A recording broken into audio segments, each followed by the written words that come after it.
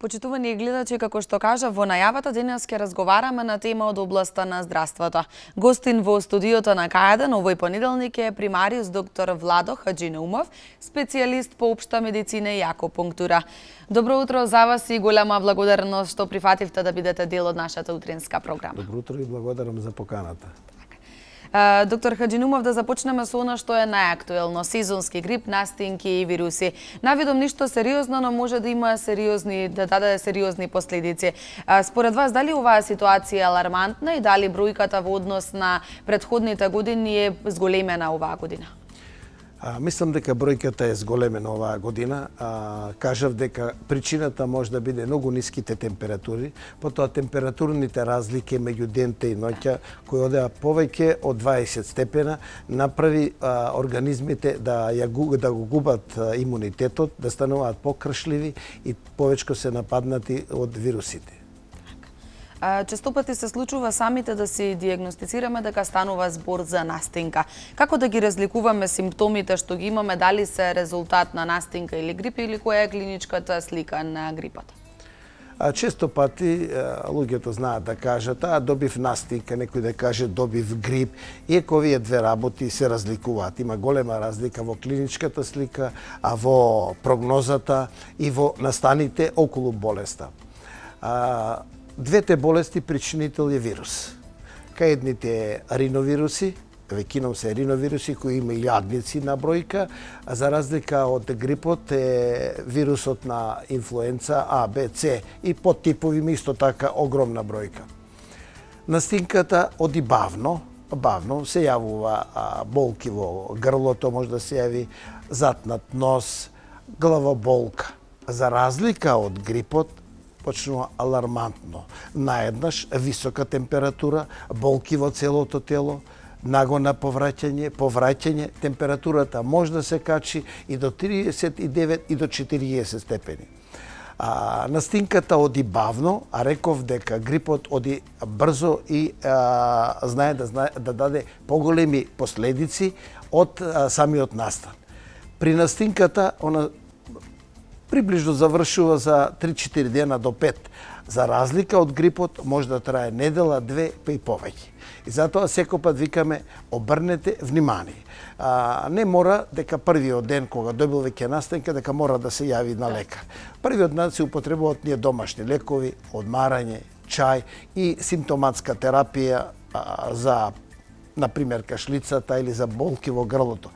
Ако температурата се задржи повеќе од 2-3 дена, оди со висока температура, тогаш мораме да се јавиме кај матичниот лекар и да побараме помош. Зошто тоа го правиме? Поради тоа што вирусот на грипот знае да дае компликации. Компликации се воспаление, како на средното, воспаление на плуќето, кој е доста опасна и може да дае воспаление дури и на мозокот. Компликациите се големи. Кој е ризична група, кои се групи поопасни, кои што може да бидат зафанати. Тоа се веќином малите деца, кои имунитетот се уште не е доволно развиен, постарите луѓе и хронично болните луѓе. Кај ним треба доста да се внимава. Зошто се случува грипот зимно време? Се случува зимно време или есенско време. Поради тоа што имаме ниски температура. Воздухот е сув.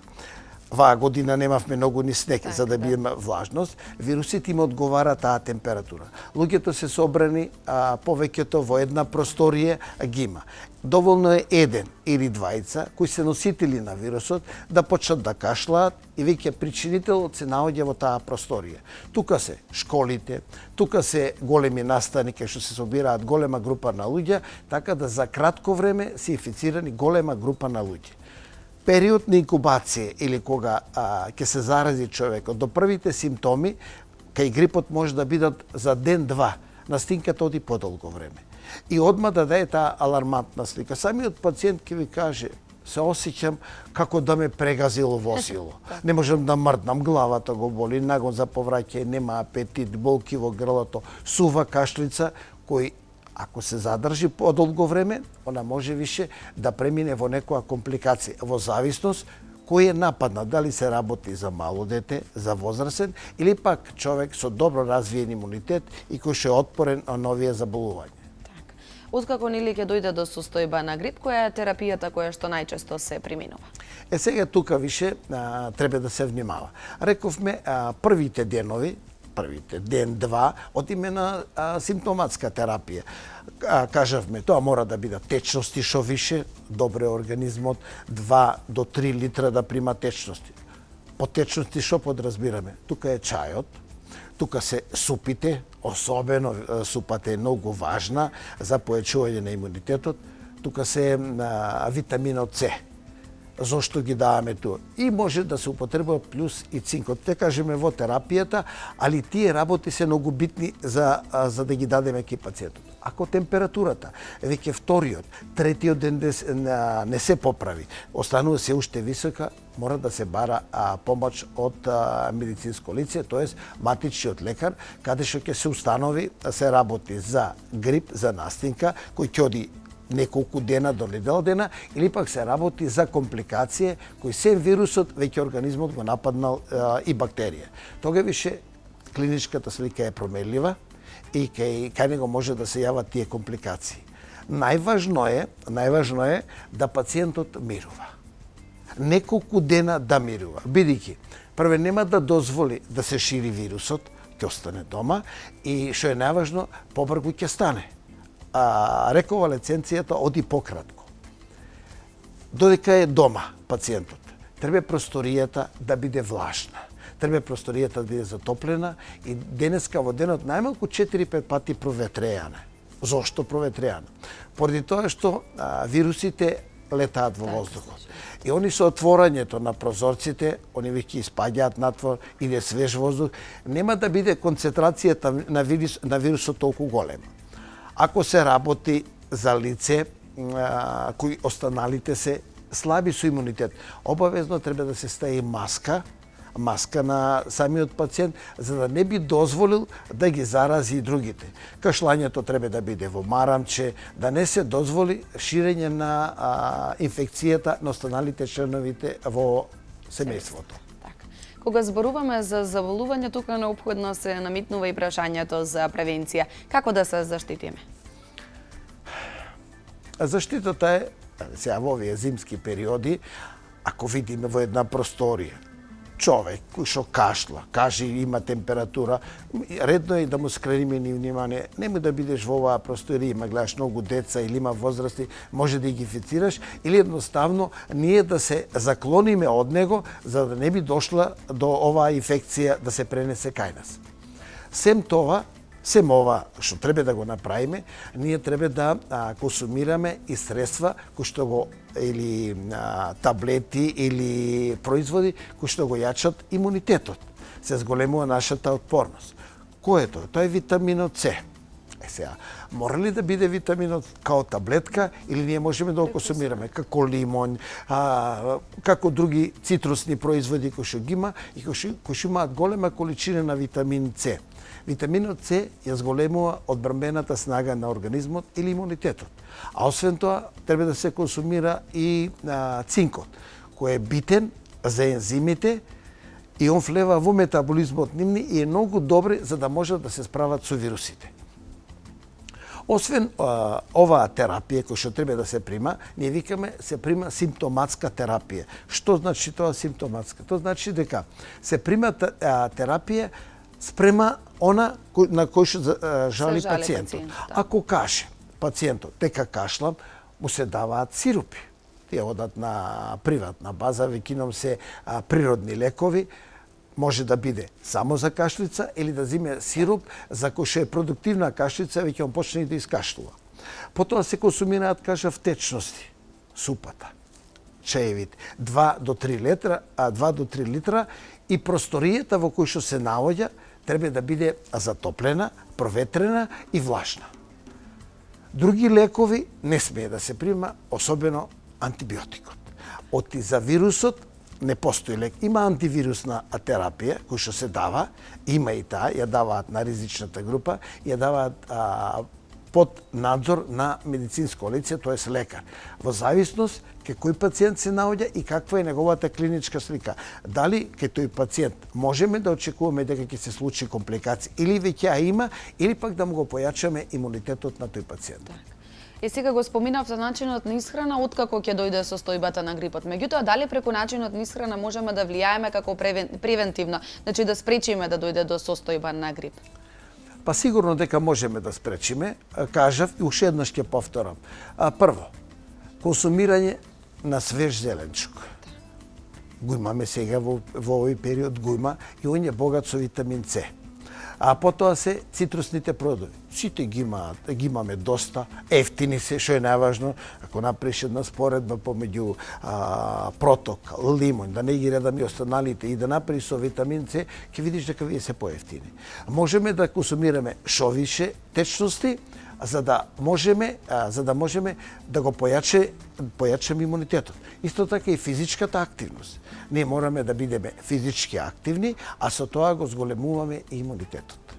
Тие се битни работи да се појача имунитетот и да стане организмот отпорен према надворешниот чинител. Постојат и вакцини против сезонски грип. Во кој период треба да се примат истите и дали треба сите подеднакво да ги примиме или пак постои некоја ризична група? Вирусот на грип, кажавме, има илјадници форми и карактеристично е тоа да секоја година он се менува. Ваа година бил едниот, одма се случуваат мутирање на самиот ген на вирусот, веќе е променлив. Ако човек прележал грип, он треба да има имунитет, бидејќи створени се тие антитела. Ама поради тоа што грипот го менува својот ген, автоматски више имунитетот е намален. Луѓе кои се ризична група, викаме, хроничните болни, стари луѓе, возрастни луѓе, тие треба да бидат заштитени на некој начин. Но тие да е хроничен болен, кој што има обструктивна пулмонална болест или е срчев болесник, ако го нападне грипот коси. Завршува со смртни исходи. Секоја година се случуваат по светот илјадници смртни случаеви. За да не би се случи, се дава вакцината. Што е вакцината? Вакцината е антиген од самиот вирус, кој Светската здравствена организација кажува дека оваа година ќе преовладува вирусот типот H1, например EN1. И вакцината се прави тој тип. Му се дава на пациенти кои што се ризична група, они ја примаат и за 2 до 3 недели организмот веќе створа антитела. Ако се даде вакцината кога он има грип, нема ефект. Значи вакцината се дава негде септември, октомври, кога очекуваме дека ќе имаме веќе појавата на грип. Значи мора да помине 2 до 3 недели организмот да ги створи тие антитела кои ќе се борат против грипот. Не значи дека примал вакцина и дека не може да го нападне грипот. Да, ако организмот е многу слаб, ќе го нападне и ќе направи компликација. Тоа е една сигурност повеќе да, дека може. али сигурноста е многу голема и заштитата е голема. Секоја година, например, во Велес по неколку илјади вакцини се трошат, луѓето ги консумираат тие вакцини, ги примаат, знаат благодетите кои се, знаат што може да се случи кај еден срчев болесник или пулмонален болен човек ако го фане грипот. Ја споминавте употребата на антибиотици. Кај нас постојано има кампањи за нерационална употреба на антибиотици. Дали мислите дека тоа е чест случај во земјава или еве конкретно за градот? Па, ако направиме една споредба, уназад да претпоставиме едно 10 години, антибиотиците се даваа многу повеќе него сега.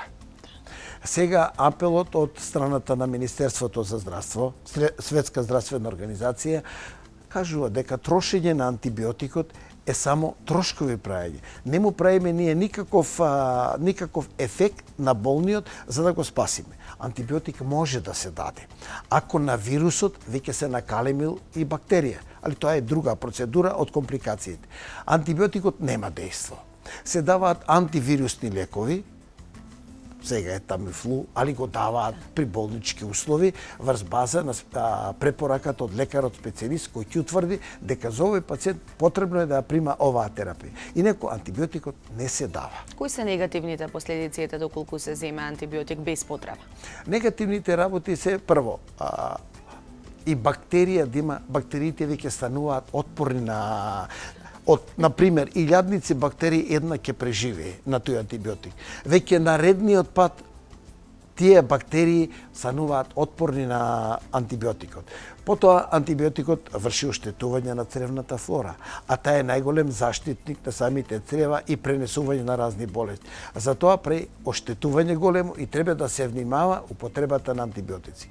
На европско ниво многу е намалено употребата на антибиотикот, а сега кај нас зема голем замав да се намали и едноставно да се прекрати со таа стара шема секоја настинка антибиотикот доди.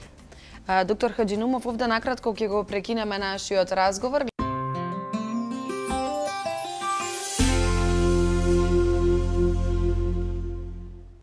Ги погледнавме вестите и ве сме назад во студио. Доктор Хаџинумов, во првиот дел посветивме повеќе внимание на настинките и вирусите. Сега ќе посветиме внимание на вашата работа како доктор во итната медицинска помош. Бидејќи вие долго време, повеќе од 20 години, бивте началник на итната медицинска помош со домашно лекување, кои се нејзините работни задачи? Па целиот мој работен век го помина во службата за итна медицинска помош. Во почеток од неколку години работев во школскиот диспазер, специјализација и после враќањето од специјализација цело време со итната медицинска помош. Тоа е служба кој реагира на секој повик. Служба која обскрбува сите болести кои што постојат во населението и сите настани се нејзина обврска. Сем што треба да се лечи пациентот, оваа служба во нејзино склоп е и домашното лекување. Тоа уствари оние пациенти кои се со болест, кој е врзан за кревет или се работи за стари луѓе кои што не можат да одат, а терапија мора да прима, тоа го прави исто службата за итна медицинска помош. Значи оваа служба има обврска. Секој пациент од матичниот лекар кој што ќе донесе соодветна потврда или препорака од соодветен специјалист дека има потреба да прима терапија, преврска или било што, тоа го извршува службата за итна медицинска помош. Оваа служба функционира 24 часа. Незината цел е да го обскрби секој пациент кој што ќе дојде во службата. Екипата се состои од лекар, медицинска сестра и шофер. Во една смена во Велешката итна медицинска помош се работи со 3 тима. Едниот тим секој пат работи во амбулантата, секој пациент кој што ќе дојде во амбулантата, али секој не може да дојде, бара повик. Оној пациент кој што соди на повик, оди останалиот дел од екипата. Често пати и двете екипи не можат да ја завршат работата на време или работата се пролонгира поради тоа што повиците се зголемени. Во склопот на службата работи и тој диспечерски центар, каде што се примаат пораките. Пораките ги прима или лекар или медицинска сестра. Во пораката секој пат пациентот кој што бара. Тоа сакав да ве прашам, извинете што ве прекинувам. Што на што лицата кои што се јавуваат во итната медицинска помош треба да го кажат, односно кои се податоците кои вам ви се потребни за најбрза реакција? Секој пациент кој што ќе побара помош, он го бара од фиксен или мобилен телефон.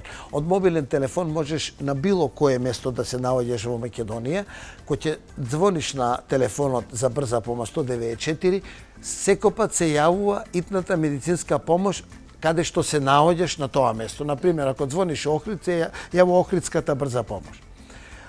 При јавување, самиот пациент треба да каже дека се јавува тој и ако има идентификатор или може да има и магнетоскоп кој целиот разговор се снима. Пациентот треба да даде информација дека се работи за болен кој што има таа болест, се жали на ова, се жали на она. Треба да опише болест. Зошто е битно тоа? Така да често и пациентите знаат да бидат и револтирани, да речат, па што ме прашаш толку мене? Што има да ти кажам, дојди ќе видиш. Тоа е битно. Зошто? Има лекарот кој ќе тргне на терен, се поставува прашање дали треба да ги понесе со него прирачните средства кои му се достапни за таму. Например, ако каже пациентот има срчева болка, го стега во пределот на срцето, лекарот го носи ЕКГ-то, носи и дефибрилатор, за да се пружи првата помош. Ако каже пациентот дека скршил ногата, тога се носи средство за имобилизација, тоа се кеси или други прирачни средства кои што ги имаме. И за тоа е потребно пациентот кога дава информација да опише состојбата за што се работи. Има често пати случаеви кога пациентот се јави, али екипите отидени се едната или двете екипи. Па диспечерот ќе одлучи дали лекарот кој што се наоѓа во амбулантата и кој што не смее да ја напушти, бидејќи не знаеме кој ќе дојде во амбулантата, дали ќе има потреба да ја напушти и да оди за пациентот кој е витално загрозен. И затоа викаме, секогаш треба информациите да бидат точни. Често пати диспечерот може да го советува пациентот што да направи на болниот додека дојде лекарот. Имаме често пати сообраќајка, случајна и сообраќајка пријавува. Може да биде оддалечени 20-30 км. Нашиот терен е поделен. Например, има сообраќајка, ние одиме према Скопје, ако биде до Петровец. А па Скопје ни идат па до Котланово. Така теренот ни е поделен. Некој се случило сообраќајката. Екипата трга, али ние мораме да знаеме колку души се повредени. Што се повредите? Друго е да кажат едно лице, а друго е да кажат судрени се 2-3 возила, има 5 или 10 повредени. Па нема да тргне една екипа, ќе тргне 2 екипи, па ќе се направи аларм да се формира и трета екипа, па ќе се направи известување до во болница дека се работи за повредени кои ги има повеќе и дека ќе се носат во болница, така да и таа екипа биде спремна од хирургија, дека ќе има доста повредени, да се створат повеќе тимови и да се пружи првата помош. Злоупотреба на бројот 194, дали ова е чиста појава овде во Велес? Па се практикуваше, често пати знаат децата да се јават, али се слушуваше и возрастен. Секој пат пријавување кај нас има дисплеј на кој се гледа од кој број се бара. Често пати пациентот може да каже идете побрзо хитно и да го пушти телефонот. Да не каже ни улица, да не каже ни број, од што е возбуден. Тога ние гледаме од кој број се јави, го бараме повторно мобилниот телефон, да го прашаме, чекај, вие ни се јавивте, не ни кажете кај се работи, за кого се работи, што е повредата, како е повредата, за да добиеме комплетна клиничка слика за повредениот човек или болниот човек. Кога ќе имаме таа слика, ние можеме да кажеме да, овој болен може да почека уште пола саат или саат. Мораме на другата посета да отидеме кој ше е похитна. Диспечерот прави селекција. Која посета првен ќе се оствари? Дали таа што биле втори што викнале или тие што викнале први? Во зависност каква е клиничката слика. Со колкав број на персонал располага идната медицинска помош во Велес? Велес ние исполнуваме условите, ние треба да имаме по 3 екипи во смена. Така да тој број го исполнуваме, али сега во моментот има лекари кои што одат на специализација, така да се врши замена одма, инаку ние ги исполнуваме условите. Ние да имаме и 4 екипи, па ќе бидат малку, луѓето викаат, бараат помош, оваа служба е многу оптеретена, али добра екипа ги вршат сите работи на време. Доктор Хаџинумов, мораме да ја споменеме тука и вашата активност во Црвениот крст, односно организацијата на Црвениот крст во Велес. Која е вашата задача таму? Па видите, ја од самото завршување на факултетот сум член на Црвениот крст и активно учествувам во сите едукативни предавања кои што се одржуваат таму. Инаку е долги години председател на првата помош, кој работи во склопот на Црвениот крст. Тука се држаа предавања на шоферите, кои што полага и испит од прва помош, А потоа се држевме предавање на луѓето вработени во работни колективи по закон, мора да има на секој 20 работени еден кој што е едуциран за да пружи прва помош и да знае да работи со дефибрилатор, тоа е апарат кој врши оживување на срцето кој прекратало да работи. Исто така вршам предавање и на кандидатите кои учествуваат за спасители, за едукација, се врши исто така предавање. Потоа предавање се врши на одредена група, на пензионери, на школски деца, се врши предавање на војници. Секој кај што има потреба го вршам и се уште работам и ќе работам. Кога веќе ги споменуваме вашите активности надвор одитната медицинска помош, мораме да споменеме дека сте и член на испитната комисија за полагање на државниот испит за лекари, што се одржува во Скопје. Кој е вашето искуство од таму? Во оваа комисија сум повеќе од 6-7 години, 2 мандата имав и третиот после беше. Тоа е уствари комисија во кој има голем број на лекари, сигурно да не претерам, повеќе од 100 лекара. Има разни комисии кои се формираат во зависност колку кандидати треба да полагаат. Комисијата работи со лекарите кои што го поминале приправничкиот стаж и треба да го положи државниот испит. Кога ќе го положи државниот испит, он стекнува право или лиценца да може да работи самостојно. Тоа се одржува во Скопје и да не претерам, секој месец или 2 месеца има одредена група на лекари кои што полагаат и тој испит мора да го положат ако сака да биде вработен. Так. Инаку не може да пружа помош на останалите без таа дозвола. Вие сте покрај специјалист по општа медицина и специјалист за акупунктура. Ајде накратко пред самиот крај малку да ги запознаеме гледачите со ова, па секако дека ќе ве викнеме како гостин во некоја наредна емисија и ќе поразговараме и цела емисија ќе ја посветиме на оваа тема. Па после завршување на специјализацијата негде 85-та година, Министерството за здравство распиша оглас за специјализација по акупунктура во Народна република Кина. На тој конкурс се јавив по препорака на мојот директор да се јавам. Ме примија. Од Македонија бевме 4 лекари, од кои бевме 2 специјалисти, еден беше општ лекар и еден беше анестезиолог. Едукацијата се одвиваше на факултетот за традиционална кинеска медицина во Џангси, провинцијата, големина негде околу 30 милиони жители, и тоа во главниот град Нанчанг. Таму престојував 6 месеца. Професори не беа од факултетот за традиционална кинеска медицина. Имавме посебна просторија, кај што бевме сместени, имавме наш кувар, наши чистачи, комплет, една цела екипа која што се грижеше за нас. Таму бевме као студенти, ние имавме индекси, ни отвори одме индекси. За тие 6 месеца ние полагавме 4 испита. После завршувањето на испитите, ние добивме сертификат дека сме оспособени да работиме со акупунктурата. И ја од 86-та година работам и се уште работам со акупунктура. Секоја година одам на саемот на медицина во Дизелдорф, кој се одржува во ноември, и секој пат носам игли или апарати кои што се потребни за таа акупунктура. Бидејќи цел Запад или цел свет ја применува и доста е актуелна. Што се однесува до Кина, земја со повеќе од 1 милијарда луѓе, народот се лечи пола со западна медицина, пола со традиционална кинеска медицина. Успехот е стварно многу голем. Сум присуствувал на многу операции кои се вршат само со акупунктура, пациентот не се трошат лекарства, ефтина е и има луѓе на специјализација таму од цел свет.